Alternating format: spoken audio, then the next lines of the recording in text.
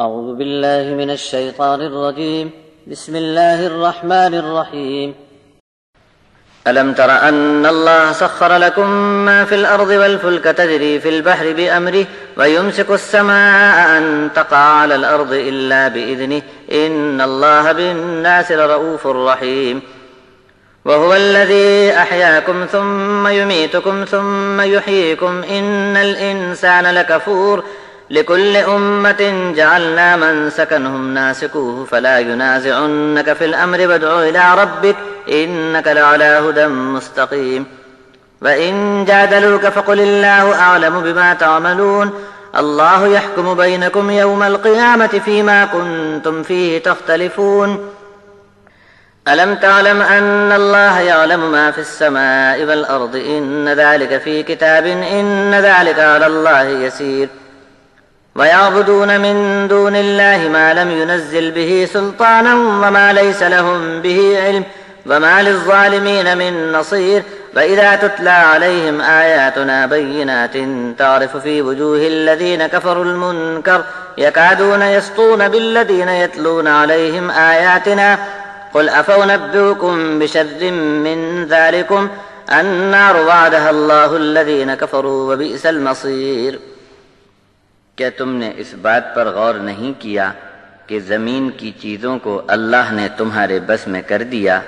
اور یہ سب کچھ اسی کے حکم سے ہو رہا ہے کہ دریا میں کشتیاں بھی تمہارے کام کاج میں لگی ہوئی ہیں اور آسمان کو زمین پر گر پڑنے سے اسی نے تھام رکھا ہے، اور جب اس کا حکم ہوگا تو آسمان کو زمین پر آ گرنا ہے۔ بے شک اللہ تعالیٰ انسانوں کے حال پر بہت ہی مہربان اور رحم فرمانے والا ہے۔ اور اسی نے تم کو زندگی عطا فرمائی اور وہی تم کو موت دے گا، پھر تم کو زندہ کر کے اٹھائے گا۔ بے شک انسان بڑا ناشکرا بے قدرہ ہے۔ ہر امت کے لیے عبادت اور قربانی کے طریقے ہم نے بتا دیے تھے کہ اپنے اپنے دور میں ہر امت کو اسی طرح کرنا چاہیے تھا۔ اب تم اس کا خیال رکھو کہ یہ لوگ طریقہ عبادت میں تم کو دیے گئے حکم میں الجھنے اور جھگڑنے نہ پائیں۔ تم اپنے رب کی طرف بلاتے رہو، پھر تم ہی سیدھی راہ والے ہو۔ ایسی انصاف والی بات آ جانے پر بھی یہ لوگ آپ سے جھگڑا کرنا جاری رکھیں تو آپ فرما دو کہ اللہ خوب جانتا ہے جو تم کر رہے ہو، اور یہ بھی بتا دو کہ تم سب کے آپسی اختلافات کا آخری فیصلہ قیامت کے دن اللہ تعالیٰ ہی فرمائے گا۔ کیا تم کو معلوم نہیں کہ آسمان اور زمین میں جو کچھ ہے، جتنا کچھ ہے، سب کا سب اللہ کے علم میں ہے، اور یہ علم کتاب میں درج کر دیا گیا ہے، اور یہ سب کچھ اللہ کے لیے آسان ہے۔ اور ان لوگوں کا پھر بھی یہ حال ہے کہ اللہ کے سوا دوسروں کی عبادت میں لگ گئے، جبکہ ایسی بات پر اللہ کی طرف سے ان کو کوئی سند، اجازت یا حکم ہرگز نہیں دیا گیا تھا، اور اس بات کا ان کو کچھ بھی علم نہیں۔ ایسے ظالموں کا بھلا کون مددگار ہو سکتا ہے؟